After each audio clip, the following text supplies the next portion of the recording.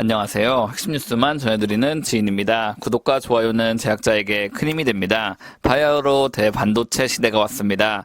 게다가 1월 28일 기준 미국이 글로벌 반도체 산업을 적극 지지하겠다는 발언을 했습니다. 이 뉴스는 당연하게도 삼성전자의 매우 좋은 소식이라고 볼 수 있습니다.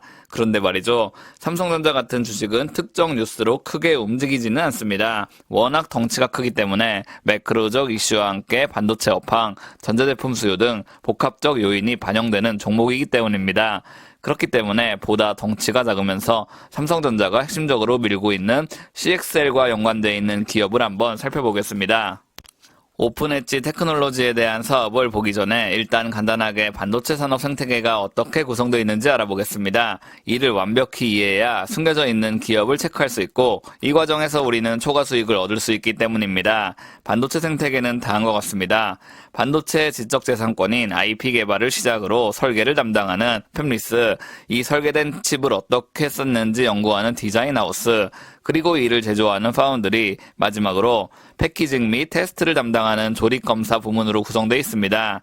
이러한 업무 분담은 이미 당연한 트렌드로 자리 잡았습니다. 그렇다면 이번엔 오픈엣지 테크놀로지에 대한 상세한 내용을 살펴보겠습니다. 오픈엣지 테크놀로지는 CXL 컨소시엄에 소속되어 있는 국내 유일 IP 기업입니다. 물론 삼성전자와 SK하이닉스도 다른 형태로 이 안에 소속되어 있긴 합니다. 다만 국내에서 D램 컨트롤러와 DDR 물리 인터페이스인 DDR-PHY에 대한 IP를 보유하고 있는 기업은 오픈엣지 테크놀로지뿐입니다. IP를 보유하고 있다는 것은 스스로 매출을 확대시키기가 쉽지 않음을 의미합니다. 다만 이런 특성 때문에 타 기업들이 CXL에 대한 개발 및 양산을 서두르면 서두를수록 오픈엣지 테크놀로지의 실적은 좋아질 수밖에 없습니다.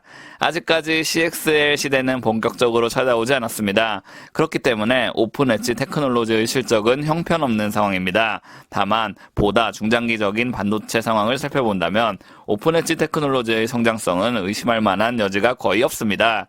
그렇다면 현재 CXL 시장은 어떻게 돌아가고 있을까요?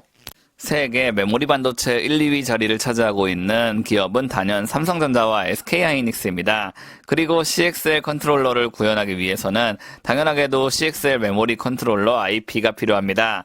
현대차증권연구원은 2025년부터 CXL 메모리 컨트롤러가 본격적으로 생산될 것으로 보고 있습니다. 그런데 말이죠. 여기서 우리가 분명히 아셔야 할 것이 있습니다. 오픈엣지 테크놀로지는 IP 보유 업체이지 생산 설비를 보유하고 있는 업체가 아니라는 사실입니다. 이 얘기는 양산으로서 매출을 확보하는 것이 아닌 IP를 빌려줌으로써 매출을 확보할 수 있습니다. 즉 이 기업의 실적이 급격하게 좋아지는 시점은 2025년이 아닌 2024년 하반기가 될 가능성이 높습니다.